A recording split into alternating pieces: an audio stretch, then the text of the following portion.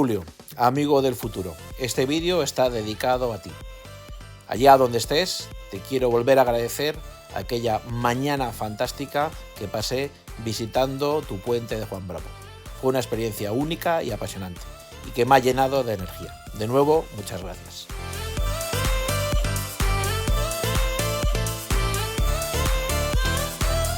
Bienvenidos una vez más al canal de estructuras de Sergio. Siguiendo las indicaciones de BEA de la Universidad Alfonso X el Sabio, hoy para ti vamos a resolver un ejemplo de cálculo de sección mixta en acero y hormigón.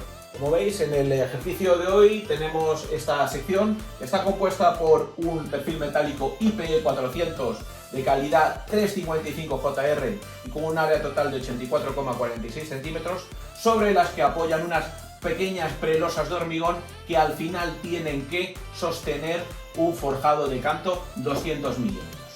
El ancho eficaz que vamos a considerar, siendo esto un aspecto a tratar con más detalle, asumimos que es de 1000 milímetros o 1 metro y que la calidad del hormigón del forjado, que lo vamos a hacer colaborar mediante estos conectores, alcanza los 30 megapascales. Hoy nos estableceremos como objetivos calcular el momento último a flexión de la sección propuesta en la pizarra, cuál es el cortante último de la sección y también dimensionaremos los conectores necesarios para hacer trabajar de forma conjunta ambos materiales. Los valores últimos los compararemos con los valores de diseño para esta distribución de cargas en esta viga simplemente apoyada. Empezamos con el análisis estructural de esta simple viga.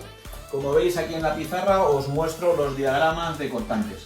Como veis tenemos ese valor máximo de 150 kN, que es igual a la carga aplicada y a los valores de reacción en los extremos. Este diagrama da como consecuencia esta ley de diagrama de flectores, en el que tenemos un flector máximo de 300 kN a esa distancia de 2 metros del apoyo. Es un diagrama, como veis, aquí se genera flexión pura, es decir, el momento es distinto de cero, pero en estas secciones el cortante es igual a cero. Vamos a comenzar a determinar ese momento último positivo, ¿no? Y para ello he querido representar en este esquema de la sección mixta todas las distribuciones de tensiones o fuerzas que nos hacen falta para evitar ese momento último. Si nos fijamos por lo menos en la parte superior, sabemos que el hormigón va a aportar compresiones en ese equilibrio horizontal y que habrá un bloque comprimido totalmente plastificado de valor 0,85 F sub CD a una determinada profundidad, YC. Vamos a suponer que toda la sección del IP400 está plastificada y por lo tanto aportará una resultante de tracciones, que tiene que ser igual por equilibrio a la resultante de compresiones y de ahí obtener ese valor IC, esa profundidad de bloque, y la distancia entre resultantes, que llamaremos Z, es el valor último que nos hace falta para determinar cuál es la capacidad a flexión de esta sección mixta. Muy bien, para determinar ese valor YC establecemos sumatorio de fuerzas horizontales igual a 0.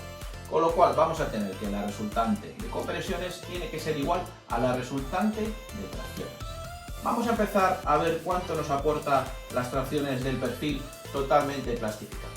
Para ello tenemos que decir que el área del perfil multiplicado por FIK, que es su resistencia en límite elástico, minorado por el coeficiente gamma sub M0, tiene que ser igual a el volumen de este paquete de compresiones, que será 0,85 F sub CD, multiplicado por ancho eficaz y también multiplicado por YC.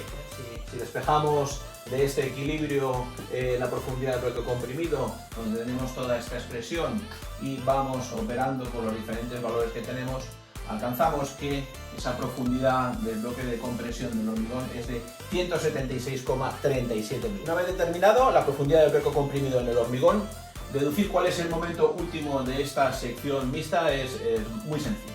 No tenemos más que multiplicar, como indicábamos, la distancia entre resultantes por el valor de una de ellas.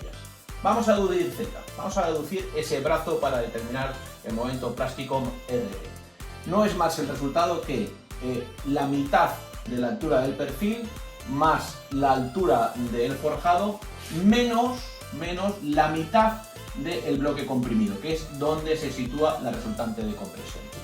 Si nosotros usamos la resultante de tracciones aportada por el perfil, esta de aquí es la ecuación que nos da el momento último a flexión de la sección. Por tanto, si analizamos esta operación, nos queda que el momento último de esta sección es de 935 kilonewton. Vamos ahora a determinar cuál es el cortante plástico último de esta sección. De acuerdo a las recomendaciones de Eurocódigo 4, se nos dice que obviemos la aportación del hormigón y que actuemos de forma similar a cuando estamos en Eurocódigo 3. Es decir, el cortante o la resistencia al cortante de esta sección solo la va a aportar el alma del perfil metálico. Y en este sentido, el cortante plástico será igual a la sección del alma de la viga, que será TW por H, multiplicado por la tensión tangencial del acero, que tiene la siguiente expresión.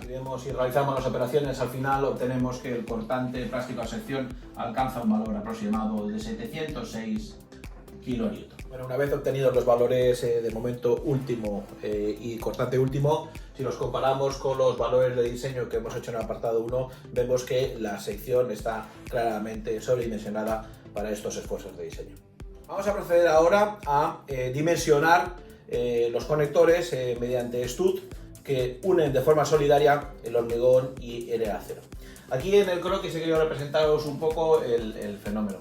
Para que dos piezas de diferentes materiales trabajen de una forma conjunta, es habitual que tengan que ser conectadas, ¿no?